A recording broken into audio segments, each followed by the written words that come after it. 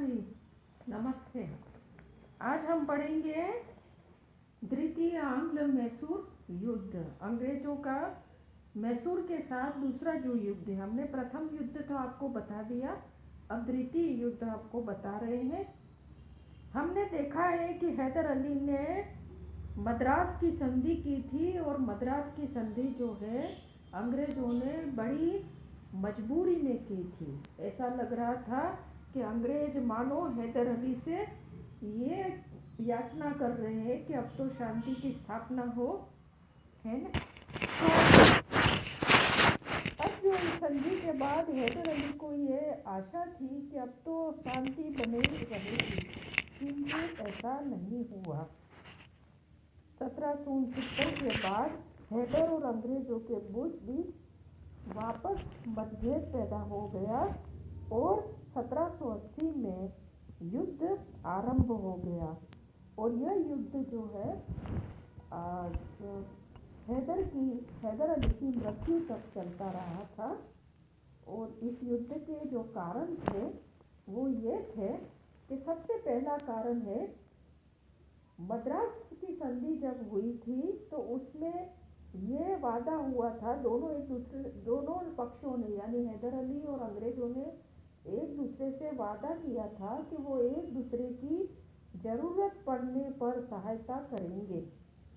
लेकिन जब 1770 में मराठों ने मैसूर पर आक्रमण किया तो अंग्रेजों ने हैदर अली को कोई सहायता नहीं दी, और जिसके फलस्वरूप क्या हुआ कि हैदर अली को परास्त होकर के मराठों से एक अपमानजनक संधि करनी पड़ी और इस तरह से हैदर अली को लज्जित होना पड़ा था। दूसरा कारण ये था कि अमेरिका के स्वतंत्र संग्राम में फ्रांस ने इंग्लैंड के विरुद्ध युद्ध में भाग लिया था। अतः अंग्रेजों ने 17 मार्च 1779 को माही पर अधिकार कर लिया। माही मालाबार तट पर हैदर अली का अधिकार था, उसके शासन के अंतर्गत का क्षेत्र था, किंतु इस पर फ्रांसीसियों का भी अधिकार था। समझ रहे हैं। माही के बंदरगाह से हैदर अली को निरंतर युद्ध की सामग्री प्राप्त होती थी, जैसे अस्त्र शस्त्र है, जल बख्तर है, सैनिकों के जो है वो गाड़ियां हैं, ये सारी चीजें प्राप्त होती थी, गोला बारूद बरूद। किंतु अब इसमें बाधा उत्पन्न हो सकती थी और हैदर अली ने माही की रक्षा के लिए फ्रांसीसियों की मदद की थी, किंतु माही पर जो है अंग्रेजों का अधिकार हो गया था। अब जो है तीसरा कारण है, निजाम का जो हैदराबाद का जो निजाम था उसका भाई जो था बासालात जंग जो है को गंटूर की जागीर प्राप्त थी और बासालात जंग और फ्रांसीसियों के बीच में ऐसा घनिष्ठ संबंध था कि जिसे अंग्रेज जो है उससे रुष्ट रहते थे। तो अब अंग्रेजों ने क्या है कि बासालात जंग से ये कहा, दबाव डाला कि तुम मैसूर के प्रदेश को, मतलब दबाव डाला कि वो गंटूर का प्रदेश जो है वो उनको दे दे, मैसूर नहीं यानी गंटूर का प्रदेश जो है उन्हें दे दे। तो बासालात जंग ने अंग्रेजों के से ये कहा कि पहले वो गंटूर से सेना को, मतलब गंटूर पर वे अपनी सेना भेजकर गंटूर पर अधिकार कर ले, और गंटूर का रास्ता हैदर अली और निजाम के राज्य से होकर जाता था। तो अंग्रेजों ने बिना हैदर अली और निजाम की अनुमति से इस रास्ते पर अपनी सेनाओं को पसार कर ली, जिससे दोनों ने, हैदर अली और हैदराबाद के निजाम दोनों ने इसका विरोध किया और इससे न केवल हैदर अली और अंग्रेजों के बीच में कटुता बढ़ी, बल्कि निजाम भी अंग्रेजों से नाराज हो गया।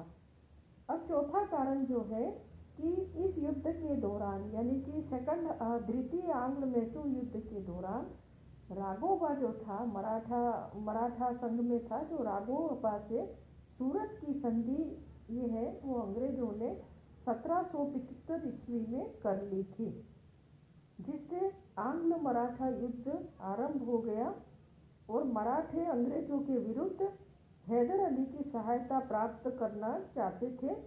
और हैदर अली ने 1780 में मराठों से एक समझौता किया और इसके बाद क्या हुआ कि निजाम को भी संयुक्त मोर्चे में शामिल होने को कहा और निजाम गंटूर के मामले को लेकर अभी भी अंग्रेजों से नाराज था, इसलिए उसको एक मौका मिला तो वो निजाम भी संयुक्त मोर्चे में शामिल हो गया।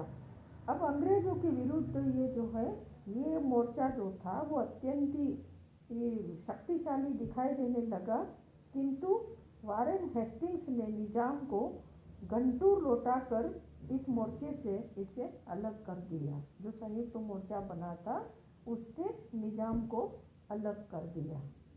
अब जो है सेकंड जो आंग्ल मैसूर युद्ध जो शुरू हुआ था उसमें अब उसकी जो घटना हम बताएंगे। 28 मई 1780 ईस्वी को हैदर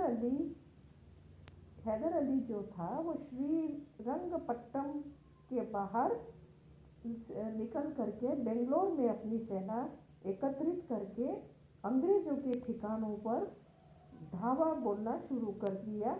और इसी समय जो है अंग्रेज सेना नायक मुनरो ने अपने सहयोगी सेना नायक जो था वेली और फ्लेक्चर को हैदर अली के विरुद्ध सेना भेजी और 10 सितंबर 1780 में दोनों पक्षों में भीषण युद्ध हुआ और इस युद्ध में फ्लेक्चर मारा गया और वेली जो है घायल हो गया और उसको घायल अवस्था में ही कैदी कर दिया, बंदी बना दिया गया। और अक्टूबर 1780 में हैदर अली जो है अर्काट को जीत लिया। अर्काट जो है कर्नाटक में है।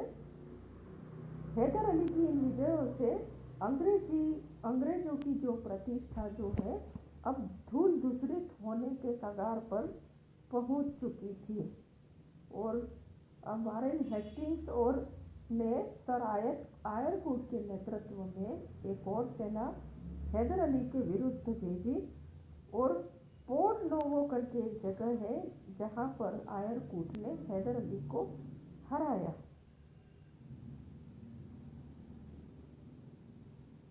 लेकिन इससे क्या है कि अंग्रेजों को कोई खास फायदा नहीं पहुंचा।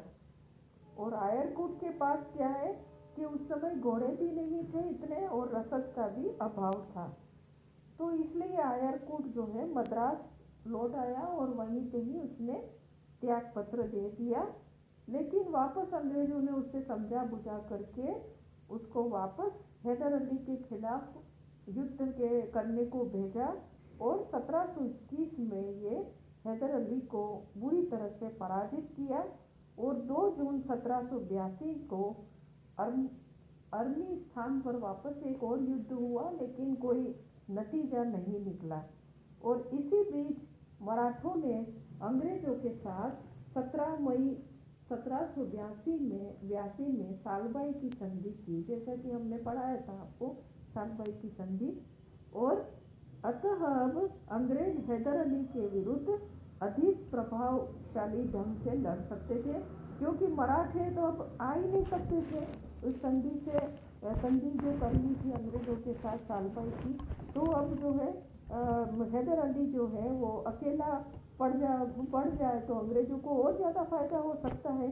फिर भी युद्ध चालू ही रहा और इसी बीच हैदर अली की 7 दिसंबर 1782 को कैंसर से मृत्यु हो गई। और उसके बाद हैदर अली के पुत्र जो है टीपू सुल्तान ने, जो उस समय अंग्रेजों का जो ब्रिगेडियर था, उसको समस्त सेना सहित जो है उसको बंदी बना लिया।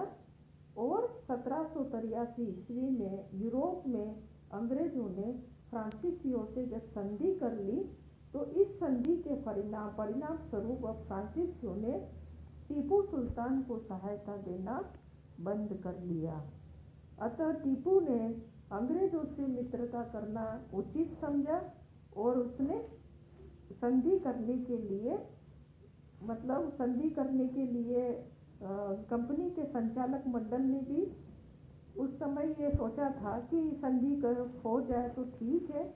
और मार्च 1784 में दोनों के बीच में, अंग्रेजों और टीपू के बीच में मंगलौर की संधि हुई और संधि के अनुसार टीपू ने जो है कर्नाटक को खाली कर दिया और अंग्रेजों ने मैसूर के उन प्रदेशों पर अपना अधिकार छोड़ दिया